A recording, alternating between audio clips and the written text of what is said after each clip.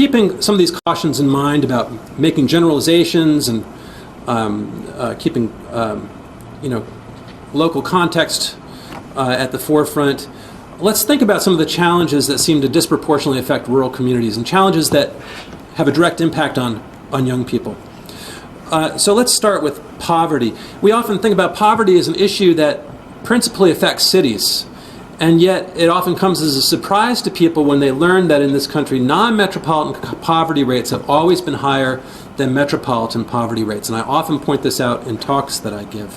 In fact, only central city poverty rates are higher than non-metro rates. So this is an issue not only for institutional capacity, but also in terms of the student populations enrolled within rural schools.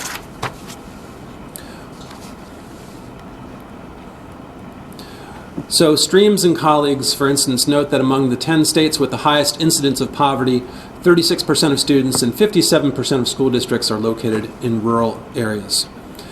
Over 26% of all children in non-metro America currently live in poverty, an increase of about 4.5% from just 5 years ago. And it's not exactly a news flash that poverty is also tightly linked with a host of other risk factors. In rural areas, this might manifest in several different ways. And one is drug abuse. And similar to poverty, we often think about drug abuse as an urban issue, but closer examination suggests that, again, this is not a warranted conclusion. So while a few years ago methamphetamine was really a major concern in a lot of the communities in New York and certainly in Pennsylvania and across the country, it seems pretty clear that this is becoming supplanted by prescription opioid abuse and increasingly heroin, which has become prevalent. So a recently published study using nationally representative data found that 8.6% of rural youth had reported prescription drug abuse within the previous year, and that's in contrast to 6.5% of urban youth. State and federal officials have in a variety of ways also clamped down on prescription opioid abuse, including FDA approval of abuse-deterrent forms of prescription painkillers.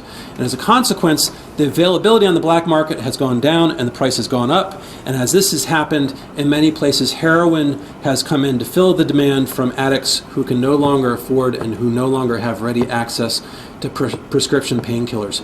You know, when I was growing up in D.C., it was at the, I lived probably 2.5 blocks from Walter Reed Army Medical Center, and a lot of the Vietnam vets were housed there, and a lot of them had addiction problems and heroin addiction problems, and so I always associated heroin problems with the inner city and with and specifically with my past, thinking about the problems with returning vets, now these days I live in a small town, probably 1,200 people, and we absolutely have heroin in our town. I know a couple of people who are in rehab. We had to deal with a guy a year or so ago who passed out in our yard, and this is a small rural town. Heroin is cheap and available. In Pennsylvania, a bag of heroin can be bought for approximately the cost of a pack of cigarettes or a 6-pack of beer. And Pennsylvania is not an outlier. Childhood obesity. We often assume that rural areas provide lots of opportunities for physical activity and healthy outdoor activities.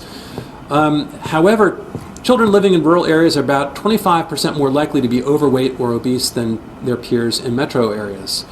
So rural communities often face unique challenges when it comes to obesity prevention. Geographical distances between home and opportunities for physical activity and healthy eating can place a time and cost burden on families. Rural areas often have much more limited private and public health care opportunities that provide access to childhood obesity interventions.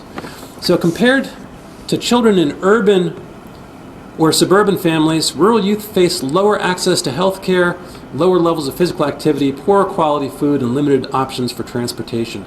So these challenges, along with the challenges associated with the high rate of poverty in rural areas, can make it difficult to implement some of the healthy and active living changes that are often recommended by childhood obesity prevention literature. And then we have a number of processes and factors that we might generally categorize as rural community decline. Now, before I get into this, we established earlier that rurality is exceptionally diverse. And the same holds true for the economic conditions in rural America. Some places are doing quite well with healthy, diversified economies, and some places are gaining population and attracting wealthier immigrants. And here we might think about rural retirement destinations or places that have high amenity recreational opportunities or that are finding other ways of achieving economic and social vitality. But in many places in rural America, this is just not the case.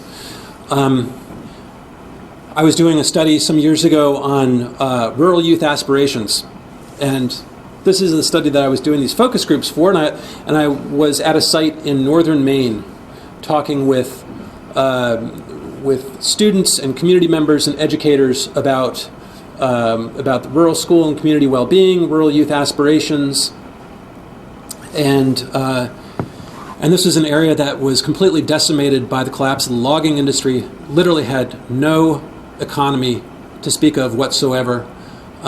Families were taking in foster children to boost the enrollments in the school so that the school wouldn't close.